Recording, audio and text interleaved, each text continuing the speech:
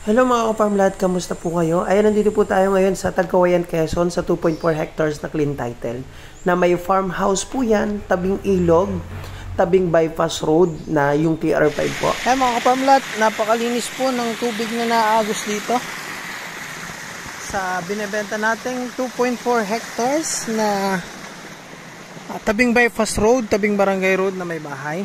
Ayan. So pwedeng liguan. Pwedeng paglabahan. Ayan, ganda. So, hindi po siya putik, mga ka-farmlat, dahil ito po ay buhangin. Buhangin po ang natutungtungan natin. Kaya, eto, kung mabibili nyo po yung property na kadikit po nito, ayan, ito na yung may enjoy nyo. Ayan. So, bali, nag-awan na po tayo galing sapa. So, ito po, ito na yung sakop ng property. Ayan, may mga malalaking mahogany, paper tree, may langka. Ayan. At sobrang dami po nitong lansones sa rambutan.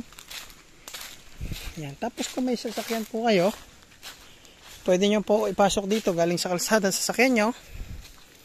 Ayan, ito po yung parkingan. Ayan, pwede nyo gawing parkingan to ng inyong 4 wheels. And tambayan yung kubo, pagandahin nyo na lang. Tapos ito po yung bahay, bagong gawa po yan. Hindi lang natapos. Ituloy nyo na lang, maganda po ang yero nyan. Islab po ang kahoy.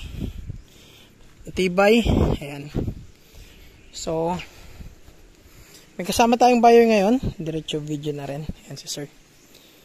And galing pa pong Tagaytay yung buyer natin. So, sinamahan po natin dito. Bali, 3 property po yung tiniripping po nila. So far available pa tong property na binivideo ko. Kaya, ito po, kaya binidyo ko ngayon para makita nyo yung present situation po ng property. Ayan, mas nagustuhan kasi nila yung 11 hectares na binisita namin isa. So, ito po, 2.4 hectares lang na tabing ilog, tabing bypass road, tabing barangay road, maraming lansones, mahogany, rambutan, and at the same time, yun po, with farmhouse po siya, na ang lapit po nito sa town proper, mga 6 to 7 kilometers drive. And yung bagong TR5, tuhog po ito, dikit na dikit, at ang layo niya sa Maharlika Highway, more or less 1 kilometers lamang po. At ang presyo nito mga ka-farm lot ay 2.5 million, clean title po yan. So, ayan, dalawang titulo po ito, TCT, na malinis po yung titulo. Ayan mga ka-farm lot, ang oras na natin ay mag-aalas 12 na ng tanghali. Pero yung klima dito, medyo malamig po sa pakiramdam dahil nga, tabing creek at puro puno po. Ayan, tabing kalsada pa. So, ayan mga ka-farm lot, bali, kung gusto nyo mas mapanood ng buo yung full details, kung interested po kayo, ayan, kukunin ko po yung video dun sa first upload natin. Pero pwede nyo pong panoorin ng buo yung vlog 71. Ano po? So, ito po siya mga ka-farm lot. Ayan, vlog 71 po yan sa ating YouTube channel. Ayan. Ito po. Vlog 71, 2.4 hectares. Yan po ang timeline niya. 25 minutes na video po yan. So, pag kinilig ko po ito, ayan. So, pwede nyo rin po panoorin dito. So, gawa ko na lang ng paraan para mapanood nyo ng maayos. Hello mga ka-farmlat! Good morning po. Ayan mga ka-farmlat, ang ganda ng property nito. 2.4 hectares na kung saan tabing bypass road at tabing barangay road pa. Ayan po ang barangay road. Ayan, ipapakita ko rin sa inyo yung bypass road kung gaano kalayo yung barangay road sa bypass road. Ayan, parehas po yan mga ka-farmlat sa akop. Ayan, tuhog po ng bypass road dyan. At ang kagandahan po mga ka-farmlat, yung mahogany na yan, ang lalaki na po niyan. Halos is more or less 100 po yan na malalaki na. Ayan. So, yung left side po ang sakop ng property. May source po dyan ng kuryente at tabing creek po yan mga ka-farmlat. May source ng tubig. And, ang kagandahan po mga ka-farmlat, may kubo na and may bahay pa. Bato po yung bahay na yan. Maganda po yung yero. Maganda po ang ginamit mga kahoy dyan, mga good lumber po. Ito po yung source ng tubig, yung deep well. Ayan, mababaw lang po yan. Ito po yung mga prutas naman. Lanson na sa Trambutanan po yan na may mga kukulan. And from Manila mga ka-farm lot, 7 hours drive. Yan. 7 hours na magbabiyahe at dadaan po kayo ng Lucena, Gumaca, Lopez, Calawag bago po kayo makarating ng Tagkawayan. So yan mga ka-farm lot, intro muna po tayo. Ayan, sa mga bago pa lang sa YouTube channel natin, ayan, please subscribe po and hit the notification bell para updated po kayo sa mga bago nating upload. Ayan, sa mga gustong mag-message, yan po ang aking FB account, FB page, and WhatsApp and Viber. So ayan mga ka-farm lot, maraming salamat po. Hello mga ka-farm lot, ayan, nandito po tayo ngayon sa Maharlika Highway. So lumiko po tayo dito sa ginagawang bypass road.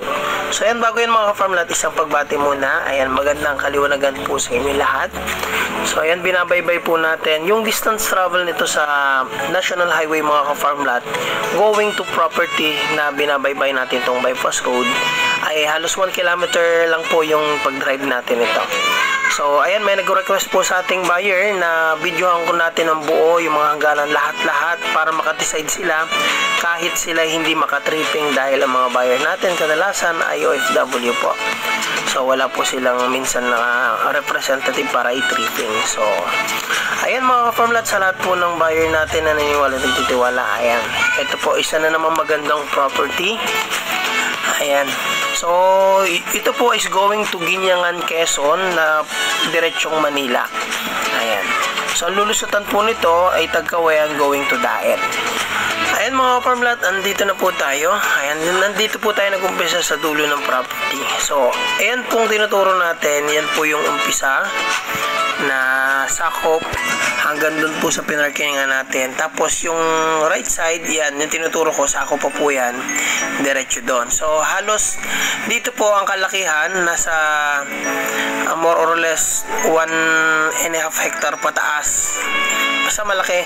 Kasi ang nasakop lang dito po sa kabila ay more or less kalahating hektarya lang sa right side. So dito sa left side, nandyan yung kalakihan ng property. Nandyan po yung bahay, nandyan po yung barangay road sa left side. So yung nilalakaran po natin, left and right, sakop po yan. Ang frontage po niyan, 60 to 70 meters. Tama po yung right side na yan. Paburol lang po yan. Pwede nyong gamitin pa ng back. Ayan. Mahogany po sa property, para siyang nakabakod. Ayan. So kagandahan yan mga ka-farm lot, kapaki-pakinabang na yung mga mahogany na yan kasi ang lalaki na. Ayan. Tapos may mga nara pa po dyan mga ka-farm lot. Bali yan mga ka-farm lot, yung lote. Ayan, kung makikita nyo dyan, yan po ang subdivision plan niya. Pero may sarili-sarili na po yan title, yung subdivision plan na yan. Bali, yan po mga ka-farm lot yung dalawang lote. And ayan po ang ilog. Ayan, sa dulo po yung ilog. Tapos yan naman po yung dyan dumaan yung bypass road. Ayan, at least malinaw po sa inyo. And ito po yung titulo, TCT title po, Transfer Certificate of Title. Ayan, clean title po yan. Kaya maganda po yung documents ng property. Bali yan mga farm lot, nandito po tayo sa mismong Google Earth. Yan, para makita nyo po yung distance ng property sa town proper. Bali ito po yung town proper mga ka-farm lot. And ito naman po yung Barangay San Vicente. So dito po sa Barangay San Vicente, dito po dumaan yung bypass road na yung TR5 po na magko-connect po sa bayan po ng Ginyangan, Quezon, dadaan ng Lopez, Katanawan. Yan yung bagong bypass po na andaan po niya na dito sa, hindi ko lang po alam kung Makalelon o Nisan ang daan po niyan. Lalabas po yan ng Pagbilao.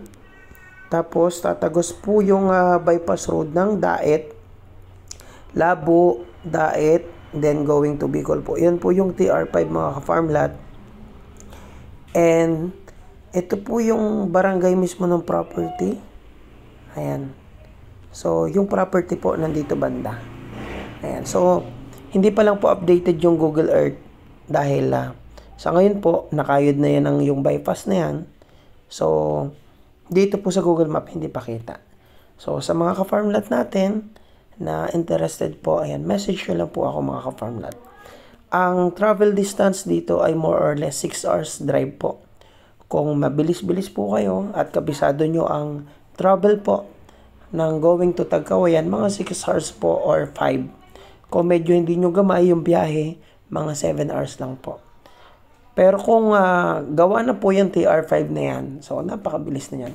Mga more or less 5 hours na lang po siguro yan. So yan mga ka-farmlat, salamat po sa inyong panonood at dagsang biyaya po sa inyo lahat.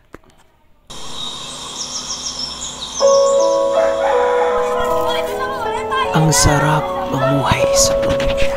Sariwang hangin at ang sarap sa tenga ng tawa ng mga bata. Ang sarap dito tumanda. Kaya kung wala ka pang probinsya, handang tumulong ang grupo namin para mahanapan po kayo ng retirement plan. Investment farm, ganun din ang bakasyonan. Kaya tara na, dito sa Quezon Province, habang mura pa ang mga lupa. Kaya sa mga nais pong mag-inquire, ayan po ang ating FB account, Facebook page, WhatsApp and Viber. Para sa susunod, kayo naman po ang maserbisyoan namin. Maraming salamat po.